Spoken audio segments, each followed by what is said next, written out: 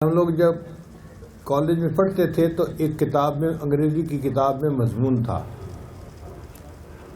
وہ مضمون کسی سائنسدان نے لکھا تھا.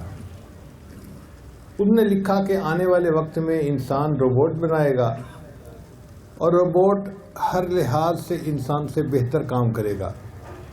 انسان تو 4-6 گھنٹے کام کر کے تھک جاتا ہے، روبوٹ 24 گھنٹے بھی کام کرے گا تو نہیں تھکے گا. انسان دیکھتا ہے تو دن میں دیکھتا ہے، رات کو نہیں دیکھتا. روبوٹ ایسا ہوگا جس میں نائٹ ویژن بھی لگا ہوگا کہ وہ رات کو بھی دیکھ سکے گا.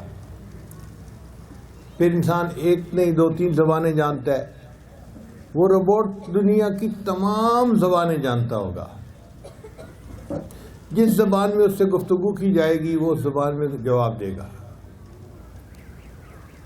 پھر انسان جو ڈاکٹر ہے وہ انجینئر نہیں، جو انجینئر ہے وہ ڈاکٹر نہیں، مگر اس روبوٹ کی میموری میں انجینئرنگ کا نالج بھی فیڈ کیا جائے گا اور ڈاکٹری کا نالج بھی فیڈ کیا جائے گا. تو آپ سوئچ کو آن کر دیں جس لحاظ سے وہ وہی بن کر آپ سے بات کرنا شروع کر دے گا.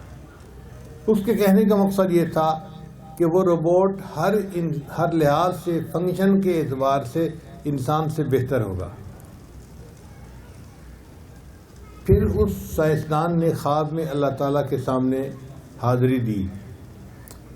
تو اس سائنسدان نے اللہ سے عرض کیا، یا اللہ میرا روبوٹ آپ کے بندوں سے زیادہ بہتر ہے. اللہ نے فرمایا کیسے؟ اللہ دیکھیں یہ اسٹینلیس اسٹیل کا بنا ہوا ہے، عمر بھی بہت لمبی ہے، 24 گھنٹے کام کرتا ہے، تھکتا بھی نہیں ہے، لو مینٹیننس ہے. اور یا اللہ اس کا دیکھنا، اس کا سننا، اس کا سوچ ہر لحاظ سے انسان سے بہتر ہے. تو آپ نے انسان بنایا اور میں نے انسان سے بہتر روبوٹ بنایا.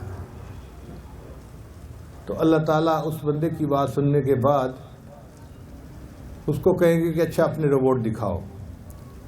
وہ 2-4 روبوٹ سامنے کھڑا کرے گا، ان کے بٹن آن کر دے گا تو وہ مشینیں ہلنا جلنا شروع کر دیں گی، چلنا پھرنا شروع کر دیں گی. تھوڑی دیر وہ مشینیں چلتی رہیں گی. پھر اللہ تعالیٰ اپنی قدرت سے ایک روبوٹ کے اندر کوئی فالٹ پیدا کر دیں گے، اس کی شافٹ ٹھک کر کے ٹوٹ جائے گی. اب وہ روبوٹ جس کے اندر شافٹ ٹوٹ گئی وہ کھڑا ہو جائے گا اور باقی جس طرح چل رہے تھے چلتے رہیں گے. اللہ اس سائنسدان سے فرمائیں گے کہ دیکھ لیا تو نے اپنے روبوٹ کو؟ جی یا اللہ ایک کے اندر فالٹ آ گیا، باقی تو چل رہے ہیں، اپنا کام کر رہے ہیں. اللہ فرمائیں گے اچھا اب میرے انسان کو بھی دیکھ. اللہ تعالیٰ اس کے سامنے 4-5 انسانوں کو کھڑا کریں گے اور اللہ کی شان کہ اللہ اپنی قدرت سے ان میں سے ایک کے پیٹ میں درد پیدا کر دیں گے.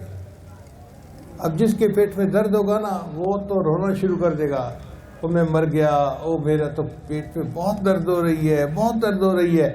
جیسے وہ کہے گا نا درد ہو رہی ہے، درد ہو رہی ہے، تو باقی 4-5 جو ہوں گے نا وہ اس کے قریب آ جائیں گے، اس کو لٹائیں گے.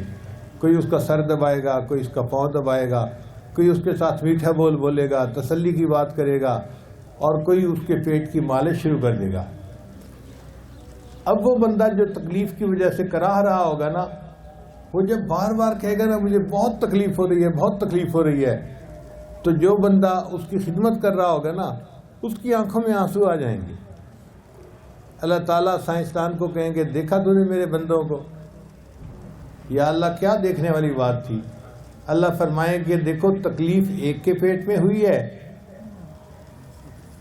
اور اس کی وجہ سے آنسو دوسرے کی آنکھ سے آ رہے ہیں. کیوں آنسو آ رہے ہیں؟ اس کے دل میں اس کے بارے میں ہمدردی موجود ہے. یہ جذبہ ہمدردی تیری مشینوں میں نہیں ہے.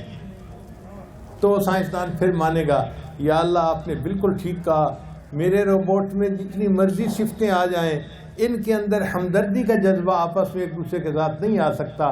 یہ فیلنگ تو فقط انسان کے اندر ہوتی ہیں. اللہ کہیں گے اس کا مطلب یہ کہ انسان اشرف المخلوقات ہے، اس لیے میں نے اس کے اندر محبت اور ہمدردی کا جذبہ پیدا کر دیا.